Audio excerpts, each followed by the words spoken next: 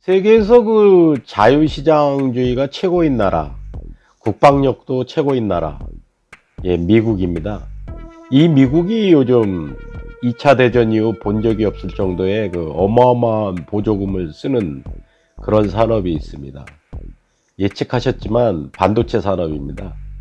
인텔을 지원한다는 그 단순 명료한 부분만을 빼서라도 TSMC나 그 삼성전자를 압력을 넣어서 미국의 공장을 짓도록 유도하는 등 미국의 그 반도체 육성에는 최소 60조 원, 또 공급망이나 이런 부분을 50조 원, 한 110조 원 이상 돈을 5년 동안 쓴다고 합니다. 이게 단순히 쓰는 게 아니라 지원입니다. 이 반도체 육성 자금을 운용하는 두 축이 상무부와 국방부라는 걸 보면 미국이 그 국가 안보란 측면에서 움직이고 있다는 것을 우리는 알 수 있습니다. 초호황의 그 미세공정 TSMC와 삼성전자의 시장은 물량이 딸려서 지금 못 파는 상황이고요. 대기하고 있는 팹리스 회사들이 선도금을 내고 지금 기다리고 있는 상황입니다. 여기에 이제 미국의 인텔이 미국 상무부와 국방부의 지원으로 어마어마한 돈을 지원받아 유럽의 반도체 공장을 인수하거나 또 투자하면서 미들레인지 차량용 반도체 제조업체까지 지원하는 이런 상황이 왔습니다. 중국의 반도체 세계 5위 SMIC나 또 100이나 130나노의 노레벨 반도체를 만드는 홍화 반도체, 또 대한민국의 DB 하이텍 같은 이런 미들레인지 반도체 회사들도 지금 너무 많은 물량이 몰려 있어 투자에 대한 전망을 조심스럽게 이제 검토하고 있는 단계입니다. 대규모 반도체 라인을 건설하기 위해선 나노메타당 자금이 좀 디퍼런스하게 필요합니다. 28나노 공정에는 약 48억 달러, 7나노 공정에는 120억 달러, 5나노 공정에는 150억 달러 정도 투자 자금이 들어간다고 합니다. 그리고 작년 세계 반도체 장비 매출이 1000억 달러를 돌파해 반도체 공급 불균형 해소에 기대하고 있습니다. 특히 대만의 TSMC의 반도체 위탁 생산을 전적으로 의도하다 보면 미국의 무기에 들어가는 반도체를 제대로 조달할 수 없을 것이란 위기함도 미국이 반도체 설계 강국이지만 초정밀 파운드리 공장은 사실 없는 상태입니다. 따라서 미국 내 첨단 파운드리 공장을 세우는 게 미국 반도체 육성 정책의 중요한 목표 중에 하나가 되어 버렸습니다. 여기서 인텔 등 미국 기업들의 움직임이 이제 두각하고 있고요.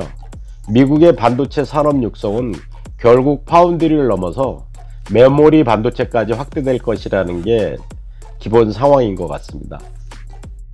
중국의 경우는 이제 미국의 방해로 이제 초나노 미세 공정에는 어려움을 보이고 있다는 게 전문적인 시각이지만, 실제 중국은 세계 5위 SMIC 및 AP 세계 4위 유니소 등 칭화유니 자회사 등이 두각을 나타내고 있고, 또 여기서 칭화유니도 부도난 상태지만 알리바바나 텐센트 등이 이제 인수할 가능성이 많다고 봅니다.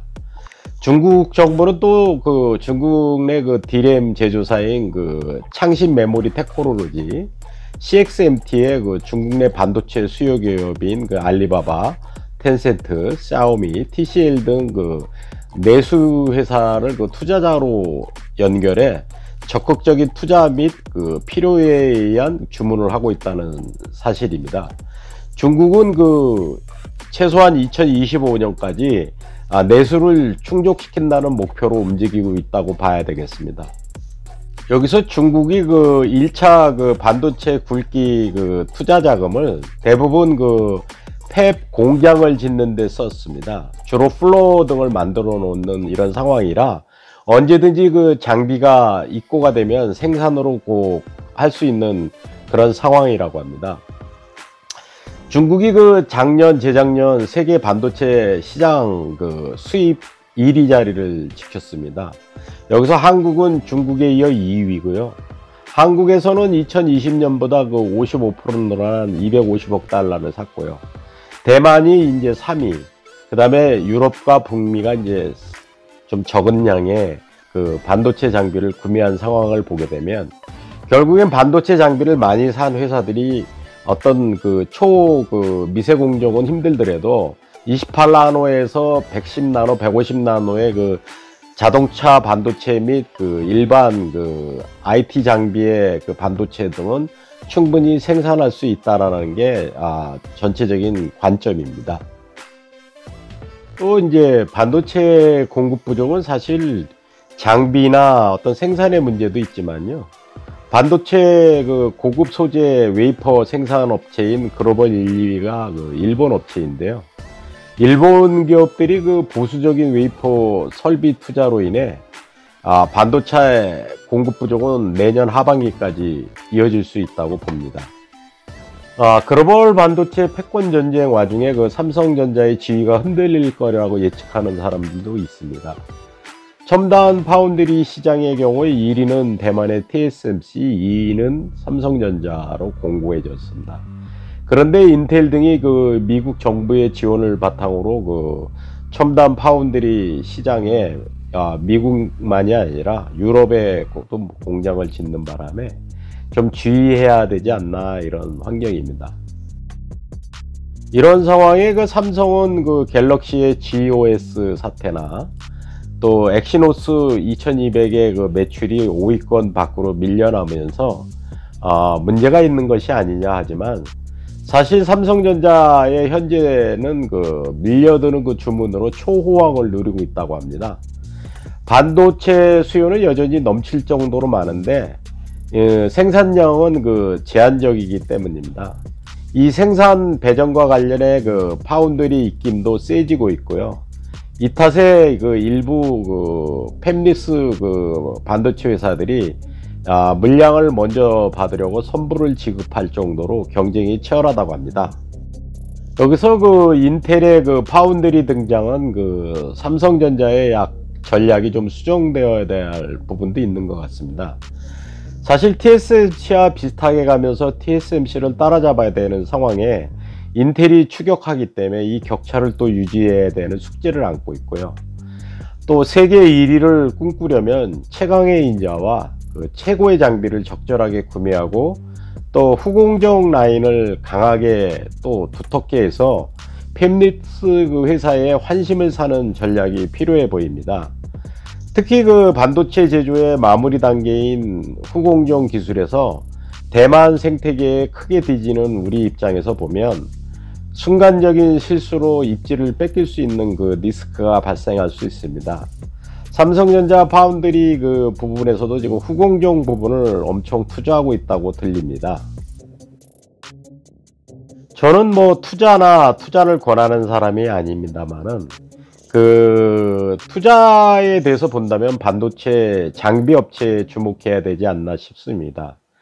이읍이 노광 장비를 독점하고 있는 뭐 ASML이라든가 듣고 의외의 그 반도체의 그 최강의 자리를 차지하고 원하는 그 애플이라든가 애플의 그 설계 능력이 눈에 띄게 좋아지고 있어서 특히 그 같이 사용하려는 가용성 부분의 그 부분은 애플을 참 존경스럽습니다.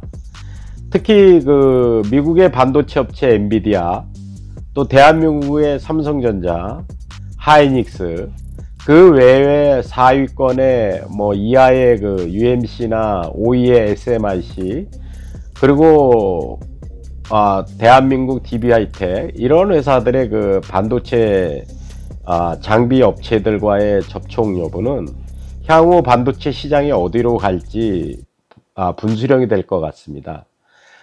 지금까지 들어주셔서 감사합니다. 대한민국 반도체 관계자 여러분 화이팅입니다. 수고하세요.